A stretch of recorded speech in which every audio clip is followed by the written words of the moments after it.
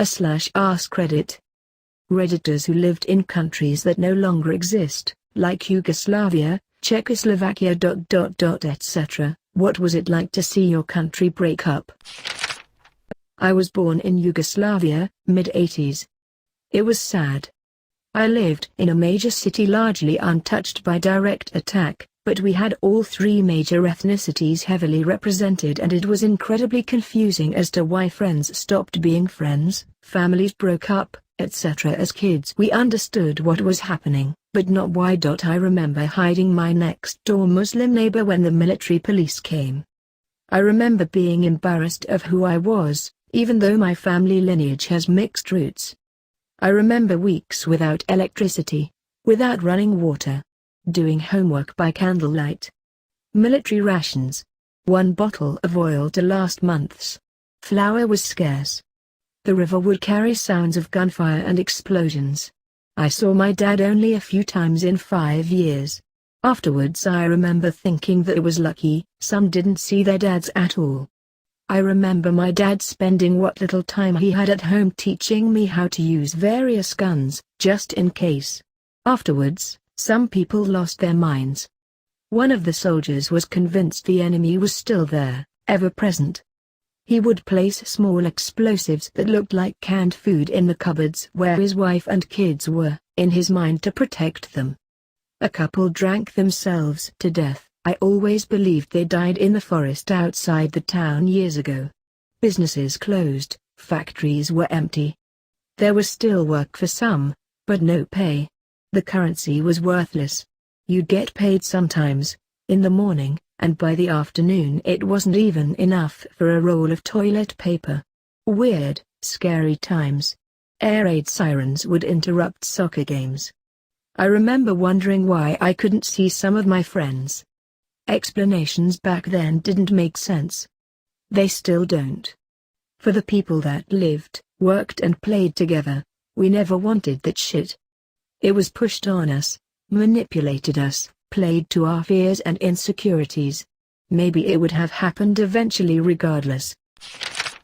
Breaking Czechia from Slovakia wasn't a big deal. In the shadow of the fall of the communism, one day they were simply gone like a lava in the morning, and that was all right. True that. I was born and raised in Slovakia, but my parents told me it was pretty much overnight. Politicians decided to do so and everyone just went with it. Slovaks stopped blaming Czechs for deciding about everything for the whole country and to their benefit. As a bigger, richer state with their capital city being a capital for the whole country, more Czechs being in government than Slovaks, etc. Czechs stopped blaming Slovaks for holding them back, as a smaller, poorer, less industrialized state. Now, we have each our own sandbox. When something messes up in Slovakia, we have only ourselves to blame and also to solve it. When something messes up in Czech Republic, they have only themselves to blame and to solve it. This breakup ended very well and I think also tightened our friendship, which is rare and very beautiful for a breakup. I lived in Moscow before the USSR got dissolved. One thing that was jarring in the aftermath was the emergence of a lot of Western chains we previously had no exposure to. I remember going to my first McDonald's in 1991. A funny anecdote I heard is that the service staff had to be trained to act more friendly, like they would in American restaurants. To be fair, it was a stressful and uncertain period. I'm Bulgarian and I can agree, I personally haven't experienced communism, born late 90s, but my grandmother experienced it and she said it was like watching a world crumble apart. She told me this while you see life was fairly good here during communism but then everything took a wrong turn. Everyone wanted out. Then the government changed. The new one started destroying communist buildings. Beautiful buildings. They didn't know how to run our country. Because a country that was always a monarchy suddenly became a democracy. And we faced the aftermath pretty harshly. Well, you wanted a new government. There you go. Enjoy it. I have this on a printed sheet of paper and framed. This is the most impactful thing she has ever said to me. I was born at the end of the Bosnian War, 1995, following the breakup of Yugoslavia, ca 1992, so I can't remember the breakup, but I remember the post-breakup/post-war years, having very little money. The city, Sarajevo, was bombed to crap, and 95% of buildings either had bullet holes or were torn down. I remember watching German channels like Togo, and all the cool toys the German kids had, that you couldn't buy in my country at the time. My dad drove a Yugo 55, Google it. The bodywork on that car was full of shrapnel holes. He replaced the engine. Later, my dad did the bodywork on the car himself, but he didn't have money for car paint, so he painted it with paint used for mailboxes. No supermarkets, only small stores and markets. Now the country looks and feels like any other European country, but back then it was a whole different story. Never got to experience it pre-war as I was born during. My immediate family had fled to Germany, with the rest staying in Bosnia to fight/hide.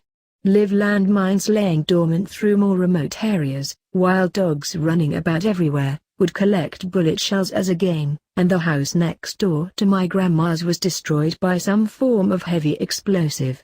Blew up half of the two-story house. Interesting point to add on your car example. The car we had in those days was full of holes through the roof and pillars.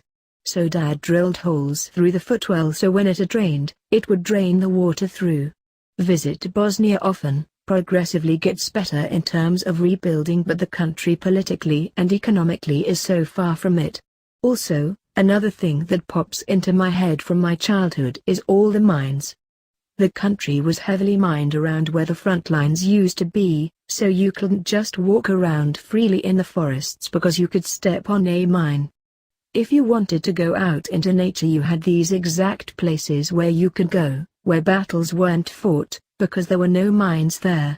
There were also ads on TV, teaching children not to pick up any objects they find, and not to wander off into the forest or go into abandoned buildings because of the mines. And we had these demining teams come to our schools to show us what mines and bombs look like. You would be surprised to see all the things that could be made into a bomb: pens, stuffed toy bears, etc. We emigrated from the USSR about a year before it broke up, so technically I'm a Soviet. What makes everything more complicated is that we're from Crimea, which was recently annexed by Russia. I opened a new bank account a while back, and one of the details I had to fill is where I'm originally from. It was an electronic form with a menu. No option to select USSR and pick either Ukraine or Russia would be taking a political standpoint. It was a very weird experience. How do you feel about Russia invading and taking the Crimea? Your parents or grandparents must be some political elite or top military brass to be allowed to live in Crimea. Well, Czechoslovakia divided into Czech and Slovak Republic, and honestly it's pretty much the same. The languages are almost identical and there is pretty much no difference between the two countries, except for the fact that Czechia is bigger and has a little bit better economy. Source: I am from Slovakia. I can confirm this. Source: I am from Czech. I was born in 70 ties, and I can still clearly remember everything how my country Yugoslavia fell apart. There is a reason why the former Yugoslavs, Bosnians in particular, are the most vocal about the global democratic backsliding and specifically the US descent to unlawfulness. I'd listen if I were you. We learned all this the hard way. To be specific, watching Yugoslavia fall apart was exactly like now watching US fall apart.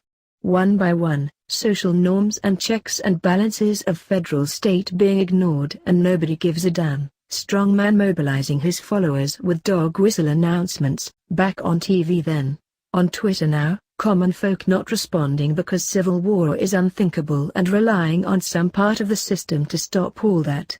Then one day you wake up and state is no more and people shoot at you, or the federal army that you paid from your own taxes all your life is shelling your city. This right here.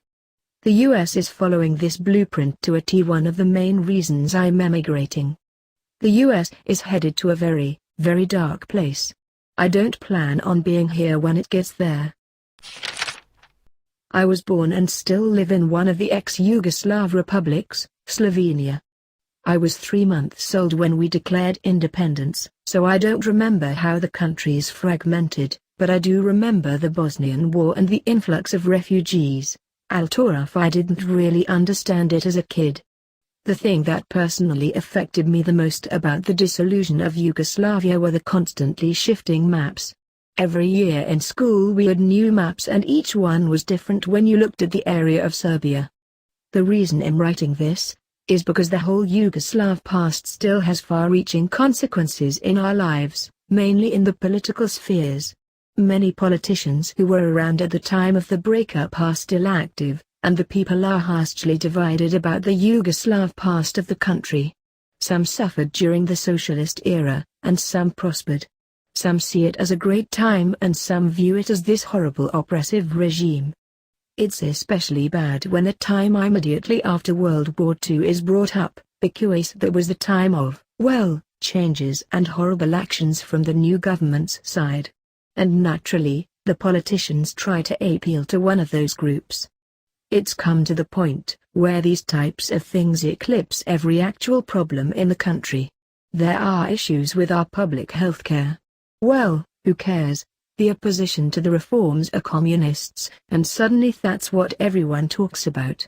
There are issues with taxing the independent workers? Sure, but have you heard about a statue that was unveiled for victims of after-war killings? That's what we should talk about.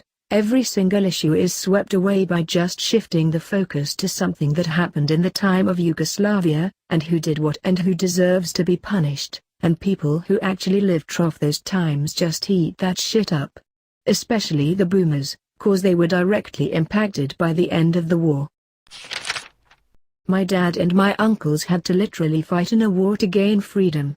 We were called East Pakistan. Now it's called Bangladesh. The war happened in 1971. My dad and others like him are called freedom fighters. And every time we asked, he says although he's happy that we won our freedom, but he cries at the awful things he saw.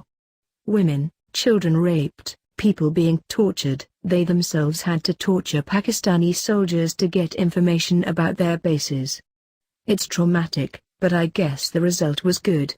Yeah, my great-uncle was one of those poor Pakistanis. My uncle still bears a grudge.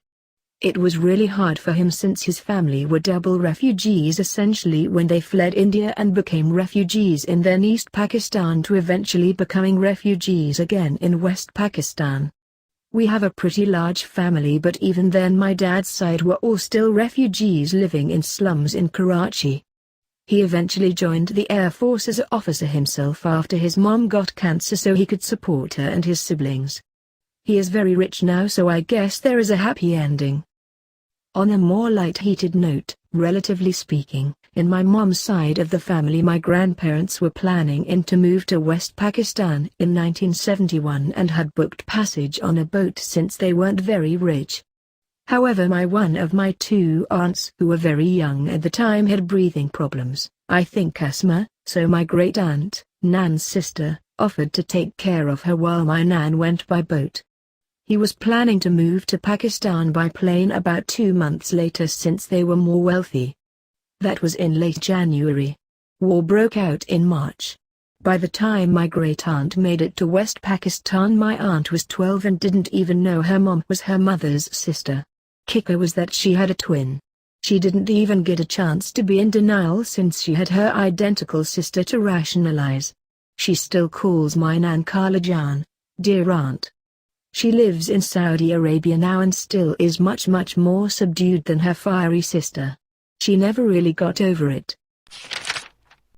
I was born in Yugoslavia and it was like losing your limbs together. They had so much potential. But alone they were destined to fail. I'm watching it happen right now where I live.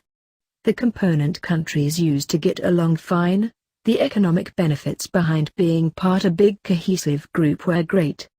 Recently though nationalism started to appear and foreigners were being blamed for our problems. Once the idea that your tribe are superior appears, the definition of your tribe gets smaller. Our democratic process doesn't help because we vote for local representatives rather than being encouraged to think big picture. So we've left the EU to become a small fish in a big pond, and having established the principle, are now considering devolving further into separate countries of Scotland, Ireland, maybe Wales and England. I was born in Romania in '96, so way after the collapse of communism, and even though Romania always was its own nation, it was also just a Soviet satellite state, so the USSR always had influence over there. Anyhow, my mother told me many stories about her time growing up before the collapse and what happened during and after. When she reminisces, she's always telling a positive story, saying good things about her upbringing and way of life, but of course after the collapse everything went to crap immediately. Comparing my childhood to the way things are now, however, things are much better. People flocked out of the country in search of a stable home since they were finally allowed to travel freely, and you can imagine how that alone inhibited the rate at which the country could grow and prosper. But yet was crazy. People became more bitter since everyone was fighting for scraps and politicians were trying to establish a new government for the first time in decades. Corruption never left because it was a Soviet way of life and they've accepted things to remain the same. Until now the damage still exists, but luckily the country has improved significantly, especially after our ascension into the EU. Last year when HBO released the limited series Chernobyl, I decided to watch it with my mother and she became incredibly nostalgic and shed some tears because I believe for the first time, in a long time, she started to clearly see the faults of the way of life in communist Eastern Europe. Everything from the atmosphere to the way of life to the corruption to the behavior, all touched a long-lost part of her upbringing. I was 9 when the wall came down. At first this was absolutely great. We could now travel to the West, got all those shiny things we only knew from West German television.